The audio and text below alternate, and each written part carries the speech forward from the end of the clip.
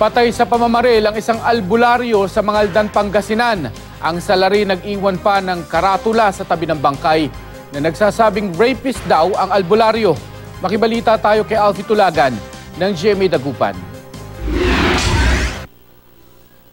7 tama ng bala sa ulo ang tumapos sa buhay ng 50 anyos na albularyong si John Senin. Pinagbabaril siya ng lalaking nakabonet at sakay ng motorsiklo sa barangay Lanas, Mangaldan, Pangasinan. Pauwi galing sa simbahan ng biktima kasama ang kanyang anak at ina nang mangyari ang pamamaril. Ado akong umiyak, niyakap ko pa. Takatabi yung anak niyang isa. Mabutit hindi Bago tumakas ang salarin, nag-iwan pa siya ng karatula sa bangkay ng biktima na nagsasabing rapist kasi ako kaya ganito na pala ako. Mayroon siyang record na statutory rape in relation to RA 7016 kaya maaring ito yung motive ng kanyang kapagkapaslang. Pinabulaanan naman ito ng pamilya ng biktima.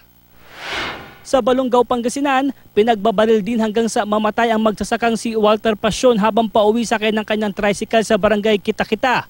Sakay raw ng puting van ng 4 na lalaking namaril. Ayon sa pulisya, nasasangkot umano ang biktima sa ilang krimen. Meron siya mga previous involvement sa illegal drugs, illegal possession of firearms, and kata rustling, yung mga pagnanakaw dito sa bayan. Noon, sir, mayroon pero nagbago naman po, sir.